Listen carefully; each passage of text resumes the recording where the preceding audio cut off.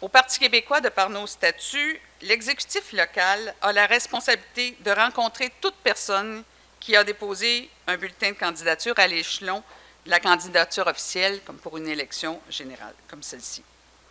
Avant même cette rencontre, les membres de l'exécutif avaient échangé sur le profil que nous recherchions chez la personne qui porterait les couleurs et les valeurs du Parti québécois dans Rousseau. Nous avons eu la chance de trouver en Pierre Vanier les qualités que nous jugions essentielles. C'est un candidat qui, grâce à son parcours professionnel, connaît le comté et ses enjeux. C'est un travailleur infatigable lorsqu'il s'agit de défendre ses dossiers, un homme simple, proche des gens, un indépendantiste convaincu et convaincant. Nous sommes très fiers de l'avoir à nos côtés pour cette campagne de tous les possibles. Mais, je pourrais en parler longtemps, mais qui de mieux placé pour parler de notre candidat qu'un homme qui l'a côtoyé pendant de nombreuses années? Il est professeur titulaire au département des sciences économiques de l'Université du Québec à Montréal. Il vient de publier un livre aux éditions VLB qui s'intitule « Une fois le Québec souverain », livre qui est disponible en librairie depuis ce matin. Nous le connaissons surtout parce qu'il a été député de la circonscription de Rousseau de 2009 à 2018 et ministre des Finances et de l'Économie de 2012 à 2014. Mesdames et messieurs, accueillez l'ancien patron de Pierre Vanier, M. Nicolas Marceau.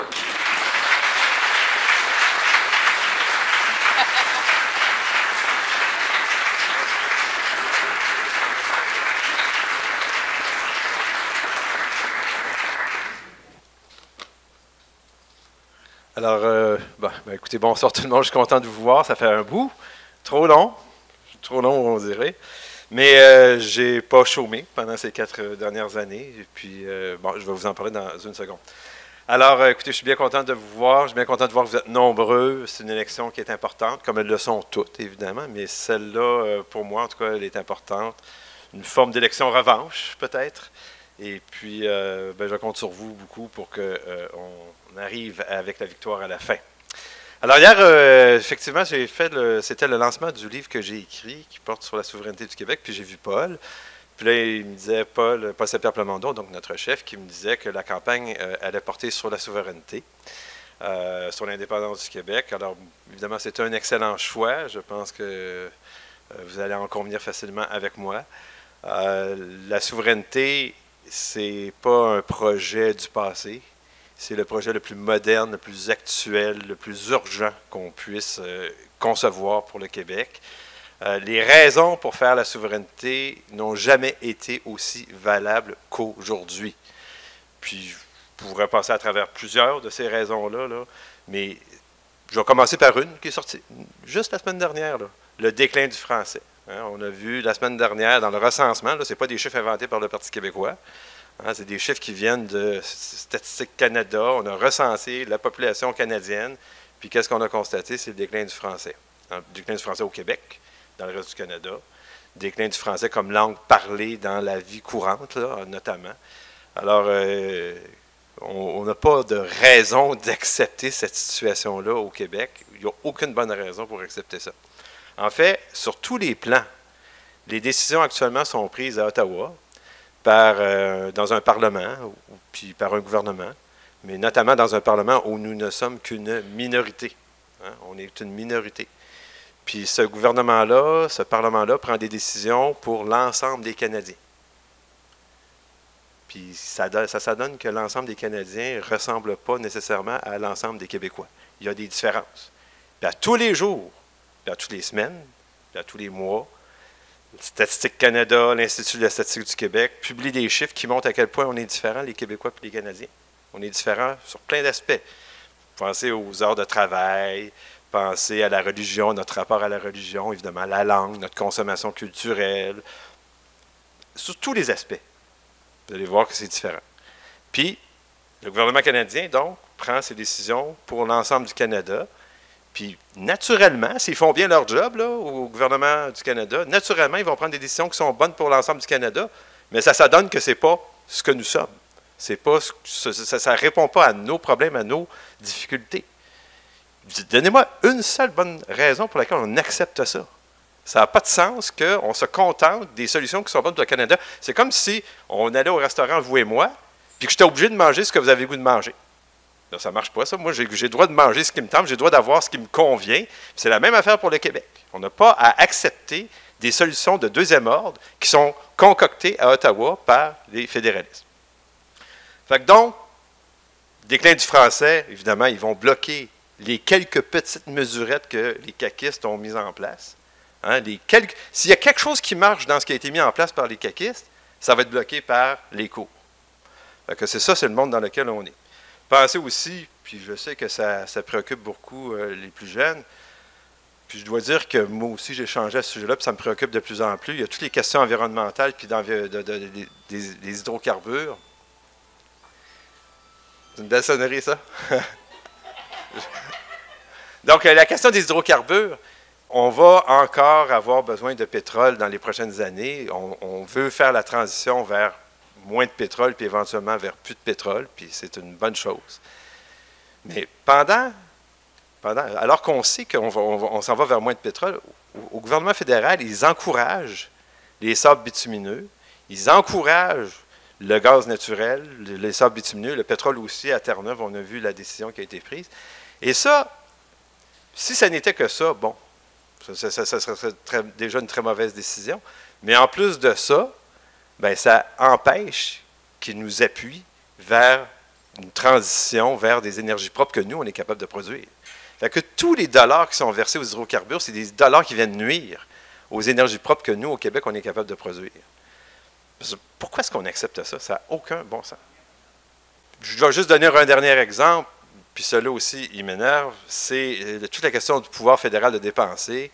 Vous savez que dans le régime actuel, dans le Canada, en principe, les provinces ont leurs responsabilités, puis le gouvernement fédéral a ses responsabilités. Puis dans les responsabilités du Québec, puis des provinces, il y a la santé, puis l'éducation. Et pourtant, puis je suis retourné dans les chiffres des travaux qui avaient été menés il y a longtemps, il est estimé que plus de 80% des dépenses du fédéral se font dans des domaines des domaines des provinces. 80%, imaginez. Fait qu'évidemment, ça fait deux bureaucraties, des décideurs qui ne sont pas nécessairement sur la même longueur d'onde. Ça crée du gaspillage, des inefficacités. Puis en plus de ça, comme je vous le disais, c'est comme si on nous imposait de manger quelque chose qu'on n'a pas le goût de manger quand on va au restaurant. Alors ça ne marche pas non plus. Alors, écoutez, pourquoi est-ce qu'on accepte ça? Comment on pourrait qualifier le projet de faire les choses par nous-mêmes, pour nous-mêmes, d'anciens, puis ça n'a pas de sens. C'est le projet le plus moderne. Puis, je veux juste vous rappeler une chose, quand quelqu'un vous dira « c'est un vieux projet, puis c'est dépassé », le nombre de pays sur la planète Terre, là, il va juste dans une direction, c'est vers le haut. Hein? Juste une direction. En 1945, il y avait 100 pays, aujourd'hui, il y en a 200. Puis, il n'y en a pas un seul pays qui a décidé de laisser tomber sa souveraineté pour se dire finalement, je vais redevenir dépendant d'un autre pays. J'étais mieux quand j'étais dépendant. Il n'y a personne qui a fait ça. Tout le monde qui a acquis sa souveraineté a gardé sa souveraineté puis la chérit. Puis, encore une fois, le nombre de pays ne va que vers le haut, puis il va continuer vers le haut, puis j'ai hâte que dans le compteur s'inscrive le Québec.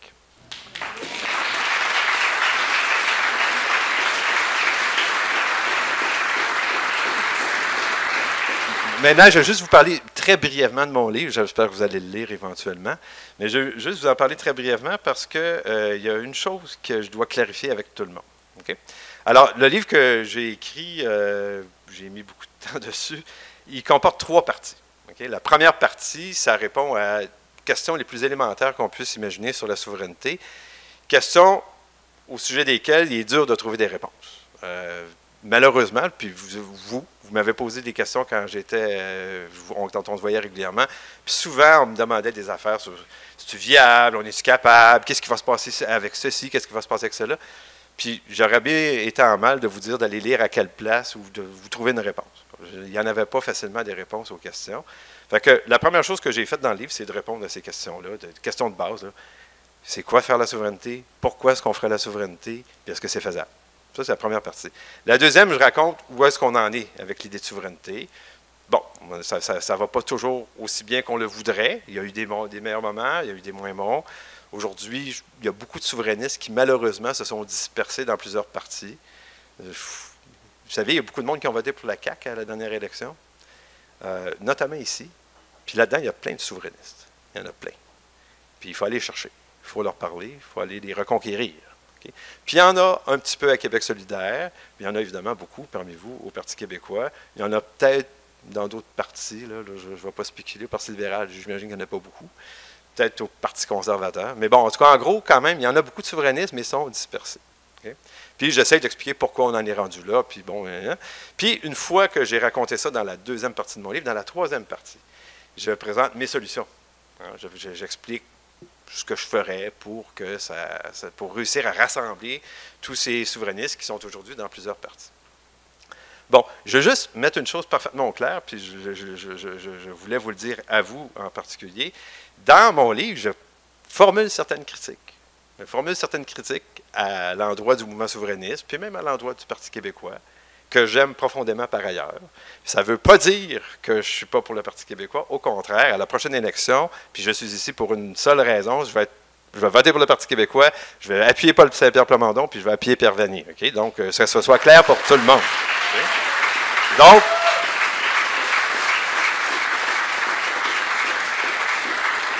Donc, quand vous me lirez, je veux que vous reteniez que ça se veut constructif, puis que pour arriver à la construction, il faut quand même critiquer en avant. Bon, fait que voilà. Fait que, donc, mon appui n'a pas changé d'une seule goutte. Alors là, j'arrive à la partie la plus intéressante de ma présentation. Moi, je suis là pour vous présenter Pierre. Et donc, c'est avec un énorme plaisir que je suis là pour Pierre. Bon, Pierre et moi, on s'est connus à peu près 12-13 ans. J'essayais de figurer exactement la date, puis je dois avouer que je ne suis pas parvenu. Mais on a donc travaillé ensemble à partir de 2010, 2011. 2011 formellement, mais on s'est vu à partir de 2010. Je pense que je peux dire que je connais bien Pierre. J'ai travaillé 9 années intensément avec lui. Je le connais bien, puis donc je vous en parle en connaissance de cause. Moi, la première chose qui me vient en tête quand je pense à Pierre, c'est que c'est l'intégrité. Puis Dieu sait qu'on en a besoin d'intégrité. Dieu sait qu'on en a besoin, puis partout, mais ici en particulier, je dirais. Donc, de l'intégrité, c'est un homme qui a des valeurs profondément ancrées en lui, puis qui n'en dévie pas. Okay? Puis moi, je trouve ça extrêmement rassurant, un homme comme ça. Okay? Un homme de conviction, un homme intègre, profondément intègre. En tout cas, pour moi, c'est la base, dans le fond. Une fois qu'on a ça, on peut aller ailleurs, on peut continuer, puis on peut s'améliorer. Mais ça, c'est la base. Quelqu'un qui n'a pas ça, moi, je le discarte tout de suite. Et Pierre, il l'a profondément, cette intégrité. Okay? Ensuite, ça a été mentionné par Robert, c'est un homme de terrain. Okay? Il connaît, en tout cas, certainement, pas plus, enfin, je ne vous dirais pas tout le monde, mais plus de monde que quiconque. Je dirais ici, dans le comté, il connaît les organisations, il connaît les personnes, il connaît les enjeux, il connaît les défis, il sait c'est quoi les problèmes ici, puis qu'est-ce qu'il faut faire pour les résoudre. Donc ça aussi, c'est fondamental. Donc, en choisissant Pierre, vous choisissez la personne, en fait, qui a la connaissance la plus intime des problèmes du comté.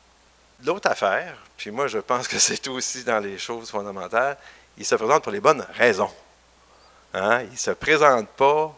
Hein, il se présente pour servir le monde, pas pour se servir. Hein?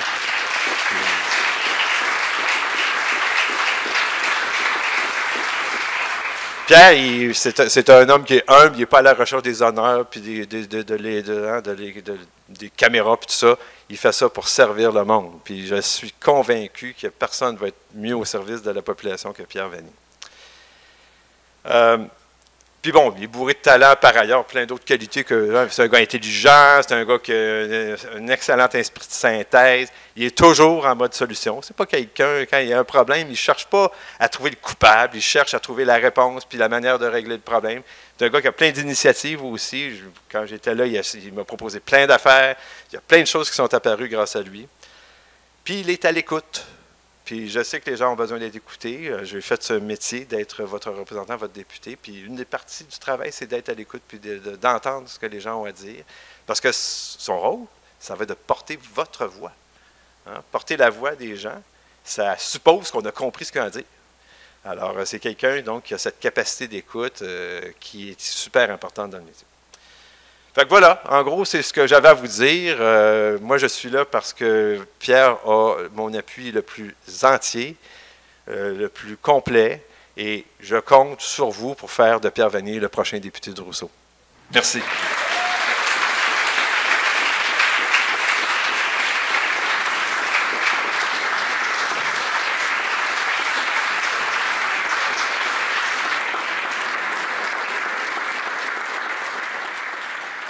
Merci, Nicolas. Vous savez, le slogan de la campagne pour le Parti québécois, c'est « Le Québec qui s'assume pour vrai ». Si on le transpose chez nous, c'est Rousseau qui s'assume pour vrai. Alors, pour ceux et celles qui s'assument et qui veulent un avenir pour le Québec et pour Rousseau, c'est au Parti québécois que ça se passe.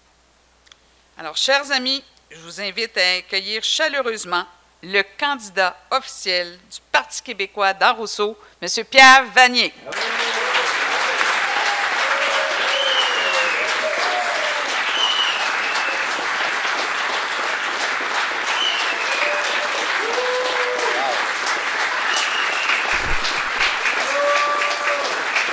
Merci, merci.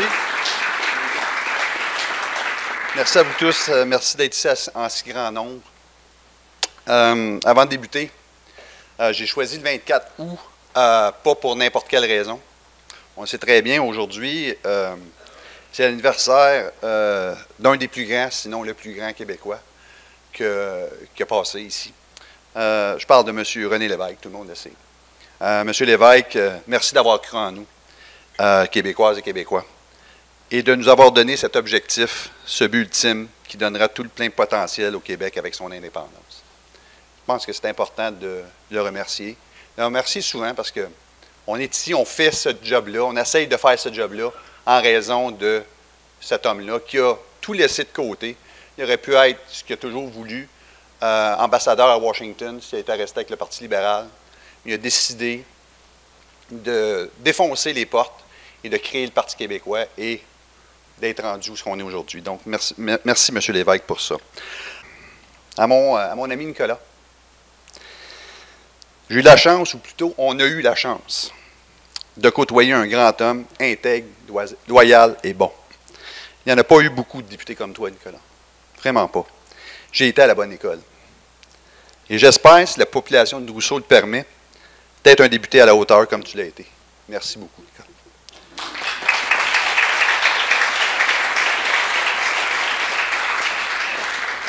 Tous les militants de Rousseau réunis ici ce soir, moi le premier, l'apprécions énormément. C'est la 20e campagne électorale que je suis de près ou de loin impliqué. Mais c'est la première pour moi-même. J'ai fait tous les postes possibles, inimaginables, helper de poseur d'affiches, à directeur d'organisation de campagne à 5 reprises. Puis quand j'ai été helper de poseur d'affiches, c'est au référendum de 80. Fait que ça trahit un petit peu mon âge. Je suis réellement fier de le faire ici dans Rousseau et surtout pour le Parti québécois. Certains me posent la question, pourquoi te lancer dans une telle aventure et surtout, pourquoi avec le PQ? On l'a vu dernièrement, plusieurs opportunistes joignent les rangs de nos adversaires. Moi, je dis qu'ils souffrent du syndrome de la marguerite. On va se le dire présentement, quand on regarde les sondages et qu'on écoute les politico-analystes, il n'y a pas grand-chose à faire ou il n'y a plus grand-chose à faire avec le PQ. On n'est pas dans le trèfle à quatre feuilles, comme dirait l'autre. Mais j'ai une petite nouvelle pour eux. Le PQ était, est et sera toujours un très grand parti politique.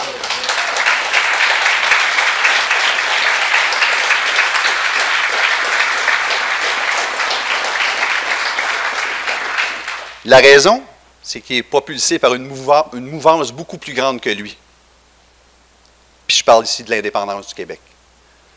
Ce n'est pas à cause de la chance ou par pur opportunisme que des gens de grande qualité comme notre chef Paul Saint-Pierre Plamondon dans Camille Lorrain, parce que Bourget va changer de nom, va s'appeler Camille Lorrain, que les députés déjà présents à l'Assemblée nationale, Joël Arsenault aux Îles-de-la-Madeleine, Pascal Bérubé dans Matane ou Mégane Perry-Melançon dans Gaspé, puis d'autres candidats comme, j'ai dit ça de même, Pierre-Luc Briand dans Rosemont, Alexis Deschênes dans Bonaventure, Pierre Nantel dans Marie-Victorin, Véronique Venn dans Joliette, Julie Boucher dans Berthier, Guillaume Fer dans Bertrand, et pourquoi pas Pierre Vanier dans Rousseau, que nous présentons fermement des candidates et candidats, mais surtout dans l'Assomption et dans toutes les régions du Québec. Ces personnes rejoignent notre parti en raison de convictions et de valeurs, Nicolas en parlait tantôt, profondes, bien ancrées dans leur vie. Mais ils rejoignent le PQ pour une seule et vraie raison, l'indépendance du Québec. C'est ce qui m'a poussé vers la fin des années 80 à militer au PQ, et c'est ce qui me pousse encore aujourd'hui à me présenter, c'est de faire du Québec un pays.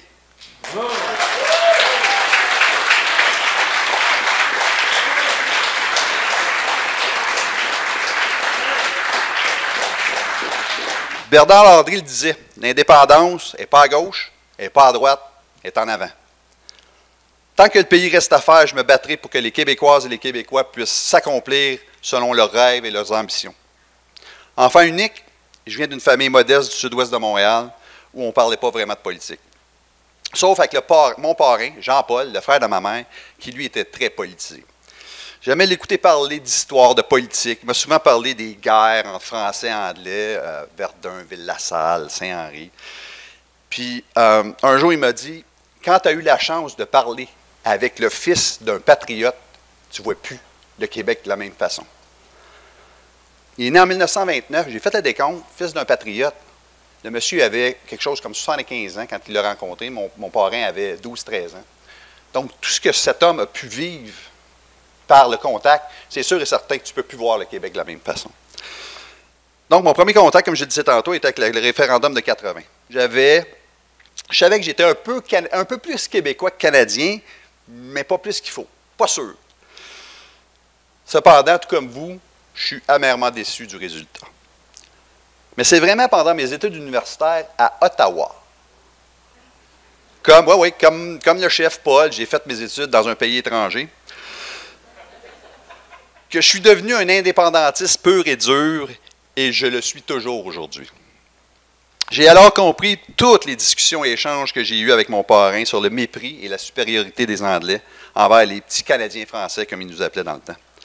Et encore aujourd'hui, 42 ans plus tard, Nicolas en parlait tantôt, les Anglais manifestent un mépris et une supériorité face aux Québécois.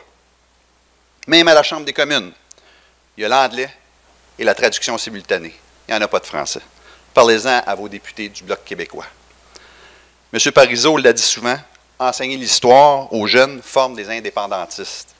Et connaître son histoire permet de savoir d'où l'on vient pour mieux savoir où on veut aller. Il est de notre devoir de transmettre aux nouvelles générations, aux nouveaux arrivants, l'histoire de notre peuple. Une histoire riche, plus de 400 ans, avec une langue commune et distincte du reste de l'Amérique du Nord, 2% seulement, et possédant un immense territoire. Pour votre information, question statistique, le Québec, pays, serait le 19e plus grand État au monde. Tous ces éléments sont requis pour qu'un peuple puisse aspirer à devenir un pays, à être vraiment maître chez lui. Sur les 100 pays, il n'y en a pas un qui veut revenir comme étant dépendant. Bien entendu, les Québécois s'assumeront un jour. C'est le parcours normal d'un peuple pour sa survie. Comme vous le savez, nous avons encore à convaincre les Québécoises et Québécois des bienfaits de l'indépendance. Cependant, on ne part pas de zéro, car malgré un gouvernement qui se dit autonomiste à Québec, mais qui est plutôt fédéraliste, la question sur l'indépendance se maintient à 30% dans les sondages. Donc, si on a 10% dans les sondages, mais il y en a 30% qui disent qu'ils sont pour la souveraineté, il y a quelque chose quelque part que je ne comprends pas. Ceci étant, vous l'avez vu cette semaine, toute l'équipe du Parti québécois est déjà mobilisée. Toutes les candidates et candidats ici sont mobilisés et déjà à l'œuvre pour s'assumer pleinement et offrir une option politique, un choix qui rejoint une bonne quantité d'électeurs. Notre slogan dit tout sur la suite des choses. Le Québec qui s'assume pour vrai. Aucune ambiguïté. Des candidates et des candidats qui s'assument pour leur comté, pour vrai. Et un parti qui s'assume pour faire du Québec un pays, pour vrai, c'est ça, voter pour le Parti québécois.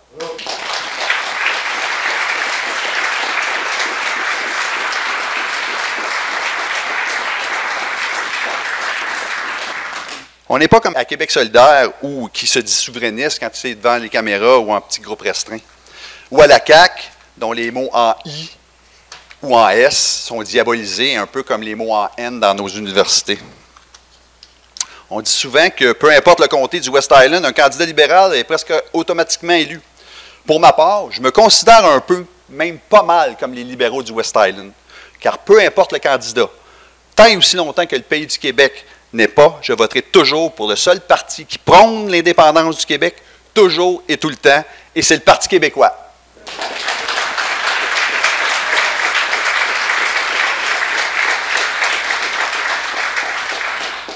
On s'entend, on est en famille, que c'est au Parti québécois que les plus grands politiciens du Québec ont œuvré.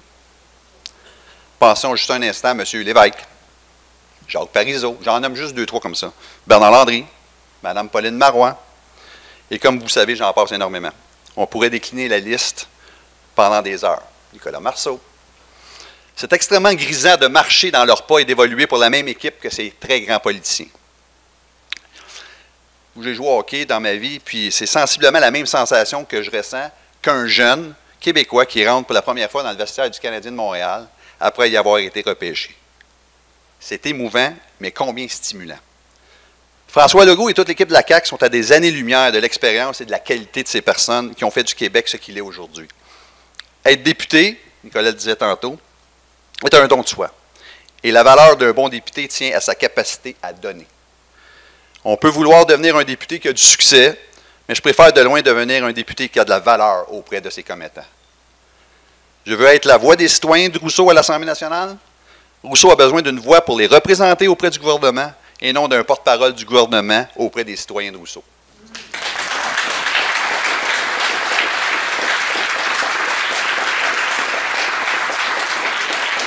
Rien de plus facile que de remettre des chèques et de prendre des beaux portraits, comme disait ma mère. Tout le monde est capable. C'est avec du cœur, des valeurs et des convictions que le travail du député prend tout son sens.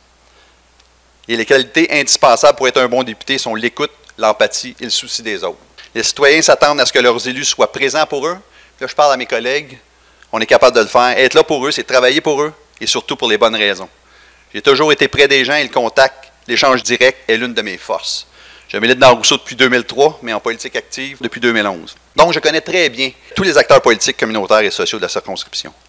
J'assurerai une présence continue sur le terrain et un suivi serré des dossiers locaux. Vous pouvez compter sur moi. L'environnement, l'agriculture, les transports sont des enjeux importants dans Rousseau et dans la Nodière. Sans oublier la protection de la langue française, la culture et l'aménagement du territoire, puis on en passe. Mais 4 dossiers seront prioritaires pour moi dans ce mandat. Les aînés et leur qualité de vie, les familles, la réussite éducative des jeunes et l'amélioration de l'accès aux soins de santé.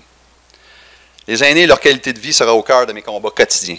La CAQ a décidé d'investir dans ces maisons des aînés, les châteaux de Marguerite, comme je les appelle, au lieu d'investir massivement dans les soins à domicile. Ce que les aînés veulent, c'est de demeurer à la maison, près de leur famille, pour continuer à vivre dignement. Le Parti québécois a un plan humain et concret qui repose sur 4 axes d'intervention. Vivre et vieillir chez soi, briser l'isolement, freiner l'appauvrissement et la protection des droits des aînés.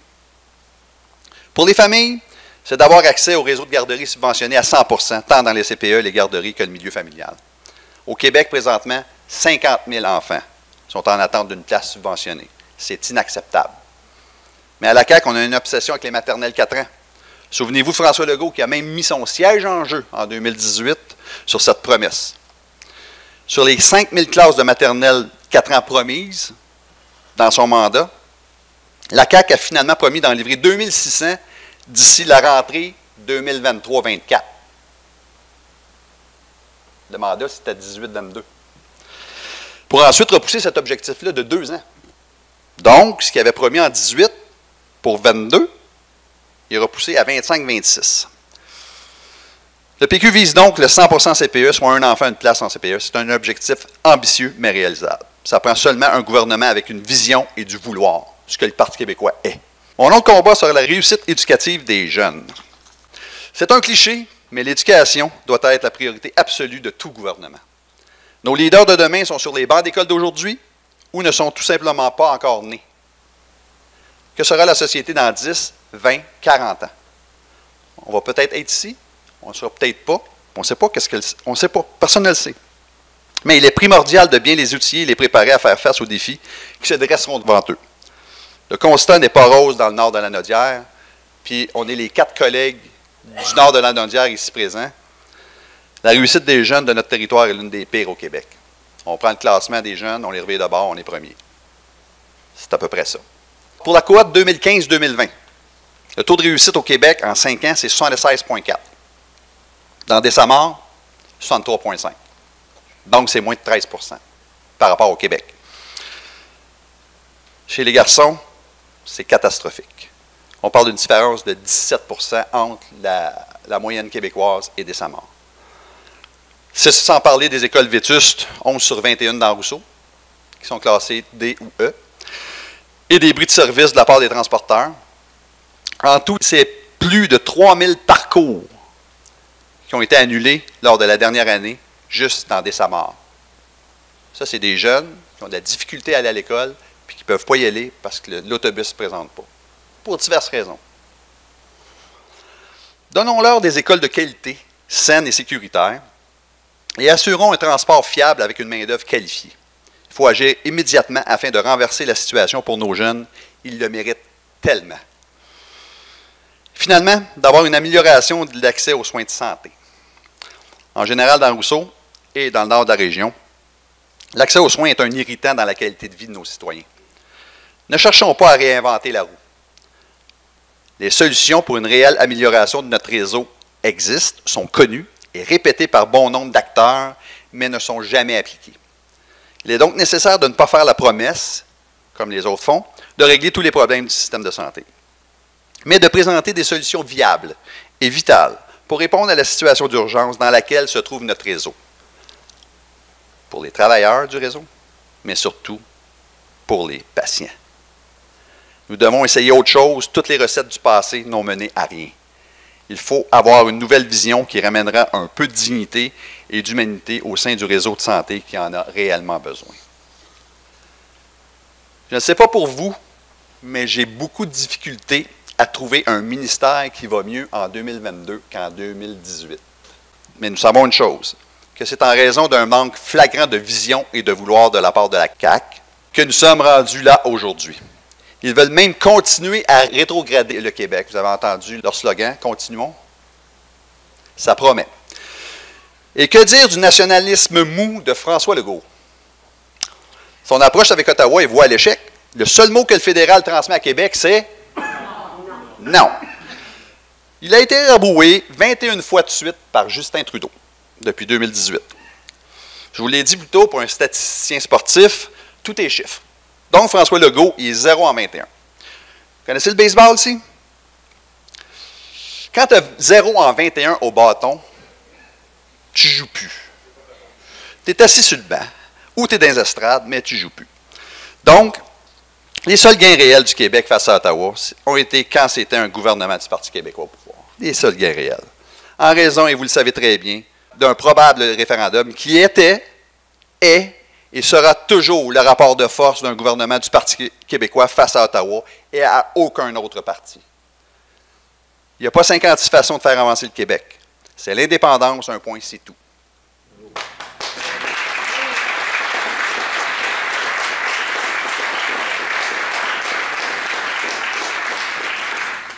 En s'assumant comme peuple et comme nation, poursuivons le travail commencé par notre chef Paul et toute l'équipe du Parti québécois. En terminant, il faut avoir le courage de se dire oui. Eh bien, moi, je dis oui et j'ose dire oui. Et j'espère que vous serez nombreux à dire oui avec moi afin que le Québec s'assume pour vrai. Assumons-nous en disant oui au Québec, aux Français et à l'indépendance. L'indépendance, ce n'est pas une mode, c'est une nécessité. Lire le livre de Nicolas Marceau pour répondre à vos questions. Et tant qu'elle ne sera pas faite, le pays du Québec restera à faire. Mes amis, j'ai besoin de vous. Osez parler du Parti québécois. Osez parler du Québec, osez parler de Pierre Vanier, osez parler de vos convictions et de vos valeurs. N'ayez pas peur de vous assumer. Dans Rousseau, osons ensemble, car une élection, ça se gagne une voix à la fois. Et en travaillant tous ensemble, le Parti québécois regagnera Rousseau. Merci beaucoup. Bonne soirée.